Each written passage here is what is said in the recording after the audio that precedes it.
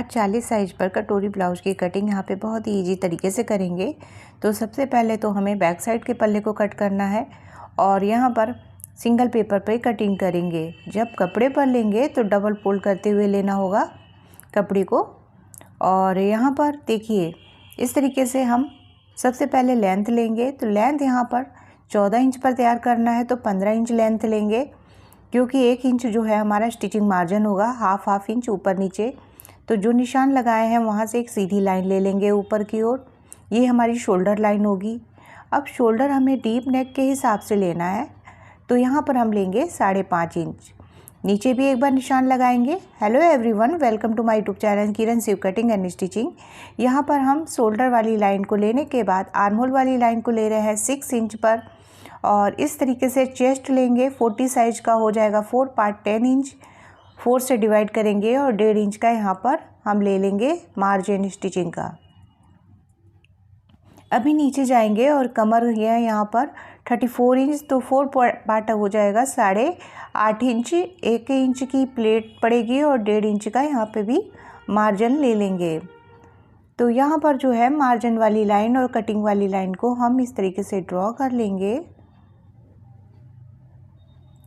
अभी हम गले की चौड़ाई ले रहे हैं। गला यहाँ पे लेंगे 2.5 इंच पर, आप चाहें तो 2.25 इंच पर भी ले सकते हैं।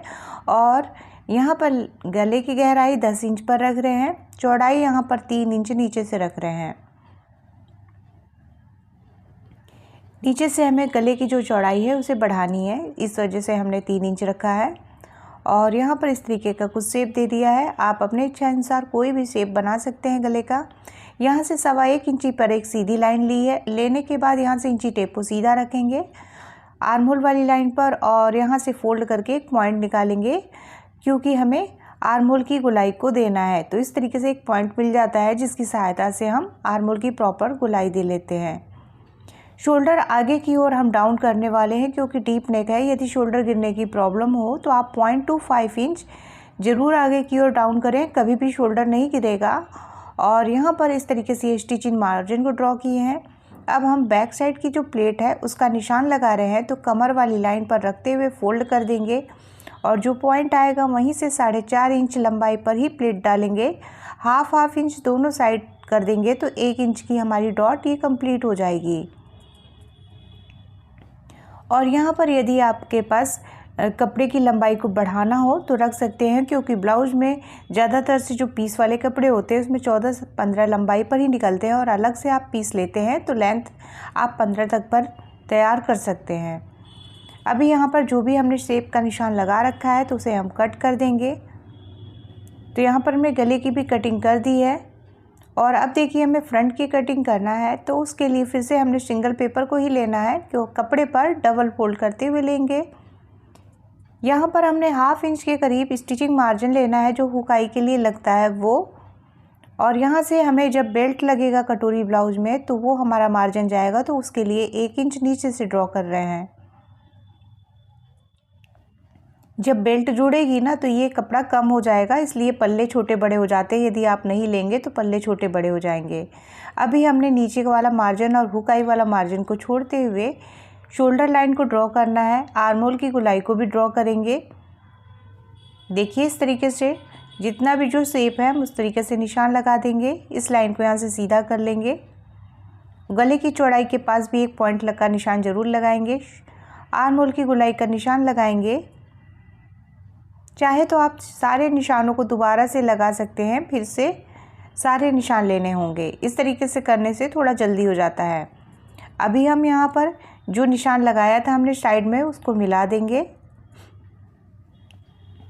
आर्म होल वाला बॉक्स को तैयार कर लेंगे फिर से, क्योंकि फ्रंट की जो गोलाई है वो थोड़ा अंदर की ओर से आएगी, इस वजह से हमें ये देना ज़रूरी है।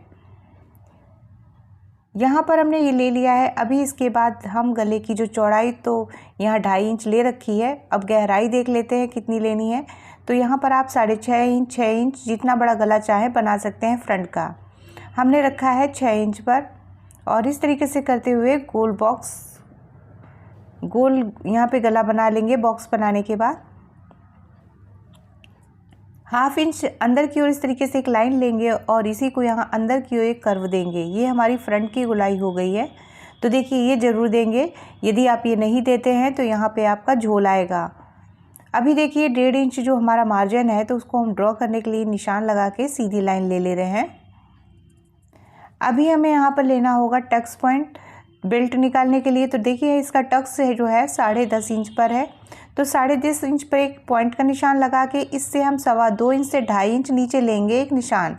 हमने लिया है 2.25 इंच पर, नीचे एक पॉइंट लिया है, यहीं से एक सीधी लाइन ड्रॉ कर लेंगे तो ये हमारी बेल्ट वाली लाइन निकल के आ जाएगी। कोई भी साइज हो आप इसी तरीके से टक्स के हिसाब से बेल्ट निकाल सकते हैं। यहाँ से 0.75 इंच पर एक पॉइंट लगाएंगे, थोड़ा सा राउंड दे देंगे बेल्ट को। तो यहाँ पर हमने राउंड शेप दे दिया है। बेल्ट कितनी चौड़ी निकलेगी 40 साइज में, तो वो देखिए हम यहाँ पर नीचे निकालना है। तो कैसे निकालेंगे, हुक आई वाला मार्जिन को छोड़ देंगे, जो चेस्ट लाइन का चौथा हिस्सा था उसी को फोल्ड करके रख रहे हैं। तो देखिए 10 का हाफ हो जाएगा, यहाँ पे 5 इंच निकल के आएगा। जो 4 पार्ट होता है चेस्ट का उसी का हाफ करेंगे, तो 4 पार्ट आया है यहाँ पर जो 10 का हाफ हो जाएगा 5। इसमें 1.25 इंच प्लस कर देंगे, 1.25 इंच यानी कि 1.25 इंच प्लस करने के बाद ही लेना है और इस तरीके से सीधी लाइन को ड्रॉ करेंगे। कोई भी साइज होगा तो आप ऐसे ही करेंगे, 44 साइज पर ये चीज़ें थोड़ी सी चेंज होती हैं।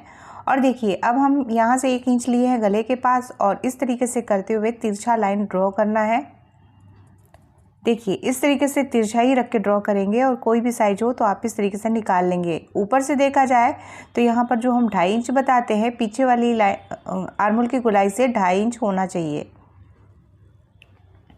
और इस तरीके से यहाँ पर हम इसकी गोलाई को दे देंगे। अभी हम यहाँ पर 1/2 इंच की ऊपर की ओर इस तरीके से तिरछा कट करेंगे, क्योंकि यहाँ पर कपड़ा थोड़ा जमा हो जाता है। यदि ये कट कर देते हैं तो यहाँ से नहीं होता है। आप स्टिचिंग करते समय भी यहाँ से तिरछा कट करके 1/2 इंच निकाल सकते हैं। जिस तरीके से शेप का निशान लगाया है उसी तरीके की कटिंग करनी होगी स्टिचिंग करते समय। अभी हमने जो भी निशान लगाए हैं तो फ्रंट के गोलाई की ही कटिंग की है यहाँ पर, क्योंकि फ्रंट वाला पार्ट है ये।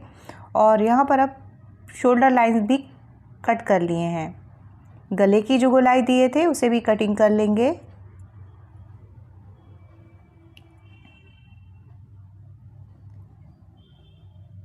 बेल्ट पार्ट की भी कटिंग यहाँ पे कर लेंगे। और ये जो हमने 1/2 इंच तिरछा लिया था इसकी भी कटिंग करके यहाँ पर देखिए निकाल दे रहे हैं।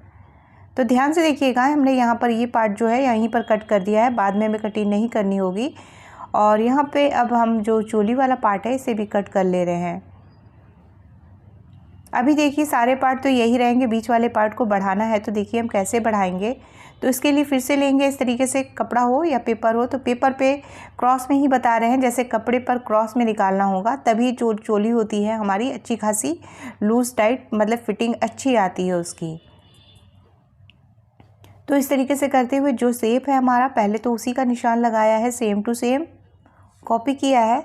ऊपर की ओर 1/2 इंच ले लेंगे साइड में। यहाँ तो हमने हुक आई वाला मार्जिन लिया है इसलिए 1/2 इंच इधर नहीं लेंगे, केवल अपोजिट साइड में 1/2 इंच लेंगे। अभी नीचे आएंगे, नीचे हमें 1.5 इंच लेना है, इसी से हमारा जो है पफ बनेगा, इसलिए ये 1.5 इंच इधर लेंगे और 1.5 इंच दूसरी साइड भी ले लेंगे। तो देखिए हमने दोनों साइड 1.5 इंच का निशान लगाने के बाद इसको हाफ कर लेंगे। जो निशान हमने 1.5 इंच पे लिए थे उसको लेते हुए लिए हैं और यहाँ से एक पॉइंट निकाल लेंगे, सेंटर पॉइंट आएगा हमारा। अभी हम यहाँ पर इसको डॉट डॉट करते हुए इस तरीके से कर्व देके मिला देंगे, से हमारा शेप जो है चोली का बड़ा हो जाएगा। यहाँ से इस पॉइंट को रखते हुए नीचे की ओर 1.5 इंच वाले लाइन पर मिला देंगे। अब देखिए जो सेंटर पॉइंट निकाला था इससे 1.5 इंच ऊपर की ओर एक लाइन ले लेंगे और 1.5 इंच नीचे की ओर लाइन ले लेंगे। तो यहाँ से हमने ये लाइनों को लेके तिरछा फिर से मिला देना है, ताकि हमारा जो साइज़ है वो बड़ा हो जाए। अभी हमने यहाँ से भी इसको मिला दिया निशान को।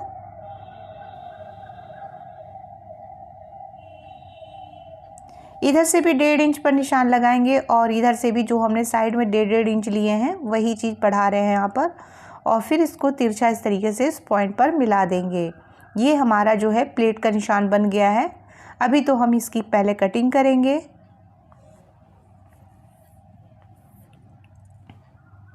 आप यदि किसी भी साइज़ की ब्लाउज़ बना रहे हो तो जब भी आप 42 साइज़ तक ब्लाउज़ बनाएंगे तो इसी तरीके से आप चोली का साइज़ निकाल सकते हैं। और फिर चोली को बढ़ाना होगा तो बस यदि 32 साइज़ पर बढ़ा रहे हैं तो 1 से 1.25 इंच बढ़ाना होगा 30-32 पर, और उससे ज़्यादा हो तो कम से कम 1.25 से 1.5 इंच बढ़ाना चाहिए, तभी हमारा जो पफ़ होता है कटोरी का वो अच्छा आता है, फिटिंग उसकी अच्छी आती है।